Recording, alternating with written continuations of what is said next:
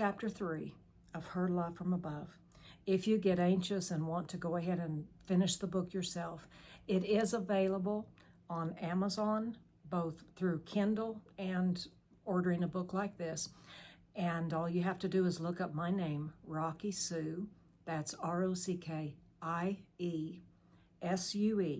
And you will find the With Love from Above series, and this is the fourth book of the series.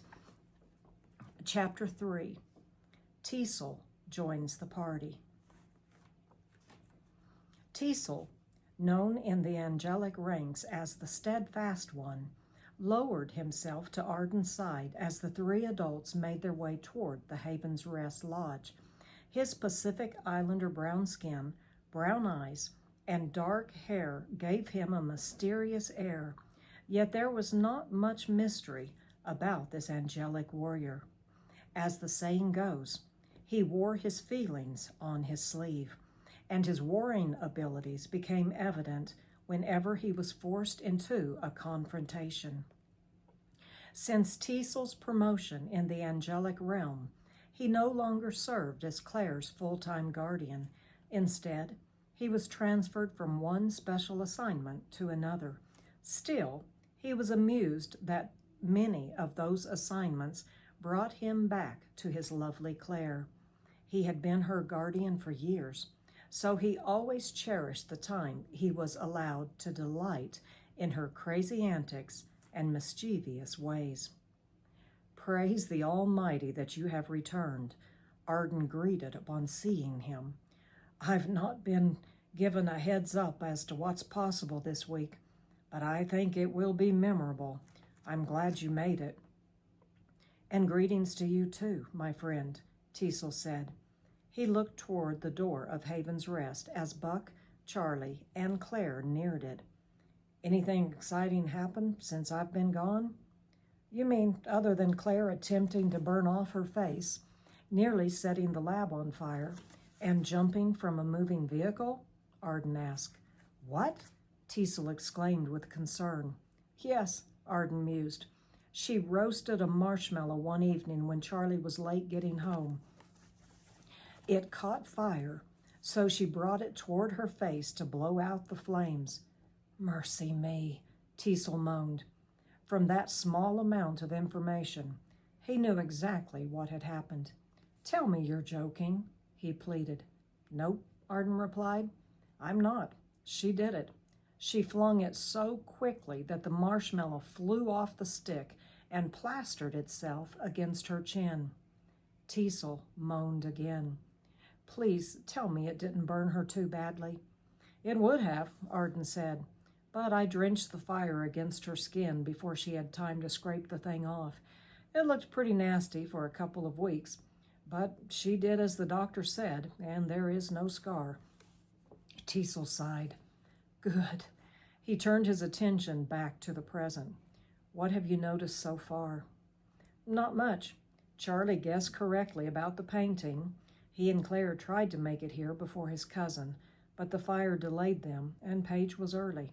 "So Paige got it?" Tiesel asked. "No, Bobby Joe suspected someone might try to steal it. She had Buck replace the real one with a copy she had made a while back. The fake one is to stay here at Haven's Rest, but she wants Charlie to take the authentic painting with him." "Are you sure she plans to steal it?" "She already has." Tiesel's head snapped back. "And she thinks Charlie won't notice it's gone?" "She planned for that," Ardan explained. "She stormed around most of the afternoon, ranting and raging about it being missing. She made sure Buck and Jenny both heard her tantrums. She was about to blame one of them, but Jenny's no pushover. She gave Paige a look that would have sunk a battleship. She basically dared her to blame them, and that ended that." "I bet it did," Tiesel laughed. "Most abusers are cowards of one form or another. What else have they taken?" "It was hard to keep track of everything," Ardan confessed. "Buck and Jenny have avoided Paige and Madison as much as possible. They don't relish being slaves, so they left the lodge as soon as the opportunity arose. Let's see. They wiped out the kitchen cabinets, the Rothschild's Bird Diner dishware sets, and the Artadona silverware are now missing. Wait a minute, Tiesel interrupted.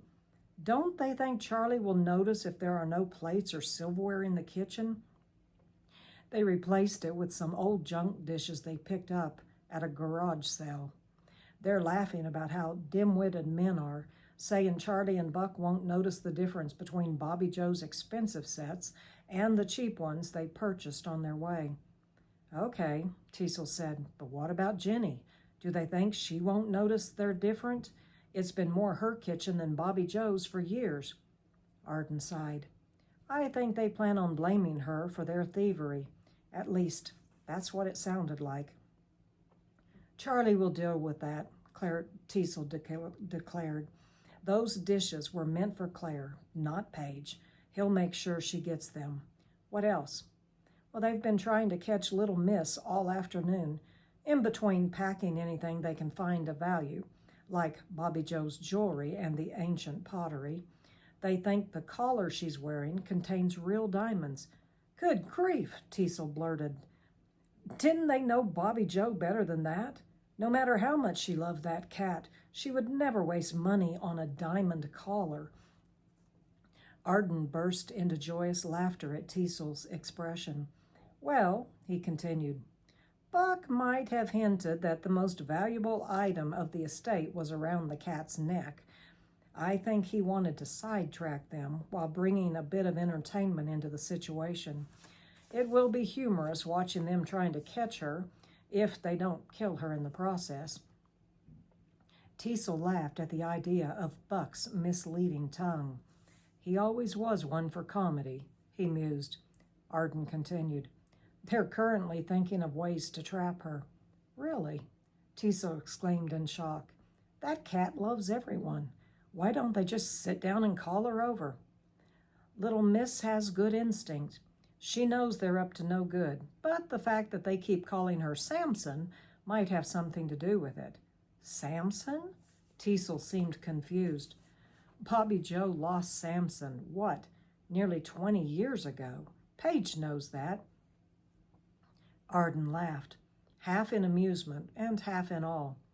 She's given that cat zero attention since she's been here, and that's only been a few times and more than a decade ago. Now, all of a sudden, she wants to be besties. Little Miss isn't falling for it. That's right, Tiesel agreed. She only comes for the funerals of wealthy family members. The others, well, she didn't have the time of day for them. But still, how do you mistake a Maine Coon for a Siamese? One is a huge ball of fur, and the other is short-haired and normal-sized. They look nothing alike. Tiesel smiled as he continued. Okay, so instead of being nice to little Miss and winning her heart, they plan on trapping her. That might prove amusing. Yes, Ardan agreed. I'm sure that it will. What does Johnny think about all this? Tiesel questioned. He doesn't know what's happening. They've had him searching the internet for cat traps in between carrying out boxes. Shouldn't that give him a clue? Tiesel asked in surprise. Carrying out boxes and the will hasn't been read yet? Probably, but he's so beaten down that he hardly knows his own name. Besides, Madison told him that Bobby Joe requested she take the cat. And he didn't question why Bobby Joe would ask someone seriously allergic to cats to take her home, knowing she's a mostly indoor animal. Ardan's lips turned down.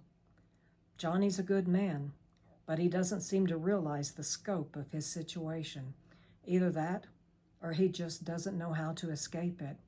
He knows he's more miserable than he's ever dreamed being possible. Still, he's always heard that relationships are hard, so he thinks his is just a normal marriage. I believe he's beginning to realize that something more is wrong, that maybe hard isn't the same as the misery he's living in, but he doesn't know what to do. Does he know how often Madison has stepped out on him? Tiesel asked. That I don't know. Tiesel grunted. I hope he comes to his senses soon. He used to be close to his parents and brother. He's got to be missing them. He hasn't seen his oldest nephew since he was 3 months old, and he's never seen the other two. But if he contacts his family, he'll pay for as long as they're together." Tiesel flapped a hand. He hasn't a clue how often his family has tried reaching him by mail, either. Madison always returns their letters unopened or opened with a nasty note supposedly from him scribbled on them. "He's had a lot of people praying for him for many years," Ardan started. "Those prayers haven't gone unheard." "Yes," Tiesel agreed. "I hope to be there when they're answered. I know revenge is wrong, but justice isn't. Sometimes it's nice to see justice come to fruition before eternity. It's really nice to see the person turn their life around due to that justice." "I second that," Ardan agreed. He tilted his head toward the lodge. "Shall we watch the fireworks?" Tiesel's eyes lit with amusement as he lowered himself to the ground. "Absolutely. Charlie has never let Paige push him around, and I don't imagine he'll be starting now. There will be fireworks, especially when he sees what she's been up to."